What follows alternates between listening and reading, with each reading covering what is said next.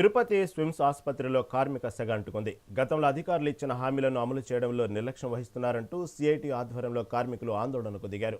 స్థానిక ఎన్టీఆర్ విగ్రహం వద్ద నిరసన వ్యక్తం చేశారు. తమ న్యాయమైన డిమాండ్లను వెంటనే పరిష్కరించాలని డిమాండ్ చేశారు.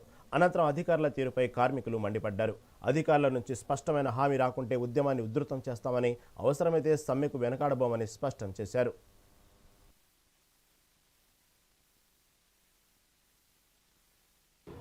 టీటీడీ యాజమాన్యం, స్విమ్స్ యాజమాన్యం తీరు ఎలా ఉందంటే చెవిటి వాళ్ళ దగ్గర శంఖం వదిలినట్టునే ధోరణి కనపడతా ఉంది.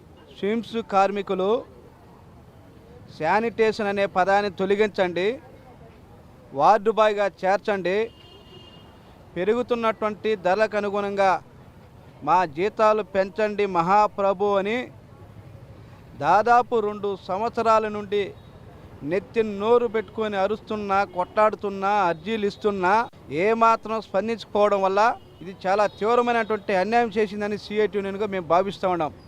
గత సంవత్సరంలో జూన్లో సమ్మె నోటీస్ ఇచ్చిన సందర్భంగా ఒక పక్కన లక్ష్మీ శ్రీనివాస కార్పొరేషన్ అధికారులు, స్విమ్స్ యాజమాన్యం, పోలీసు ఉన్నతాధికారులు, రెవెన్యూ వారు, రకరకాల అధికారులు యూనియన్ నాయకులతో కార్మికులతో చర్చలు జరిపి మాకు 3 నెలల సమయం ఇవ్వండి, మీ న్యాయమైన సమస్యలు పరిష్కరిస్తామని చెప్పినటువంటి పెద్ద మనుషులు ఈవేళ మళ్ళీ కలిస్తే మా చేతుల్లో ఏమీ లేదు, మేమంతా కూడా ప్రభుత్వానికి నివేదిక రాసి పంపించాము, ప్రభుత్వం చేతిలో ఉంది, ప్రభుత్వం చెప్తే తప్ప మేమేం చేయలేనటువంటి పరిస్థితుల్లో స్విమ్స్ డైరెక్టర్ గారు చెప్తున్నారంటే స్విమ్స్ కార్మికులు మోసం చేయడం తప్ప ఇంకొకటి కాదని చెప్పి సిఐటి యూనియన్గా తెలియజేస్తున్నాం. మీరు ఇచ్చినటువంటి 3 నెలల గడువు కాస్త పూర్తయిపోయి 7వ నెల జరుగుతూ ఉంది.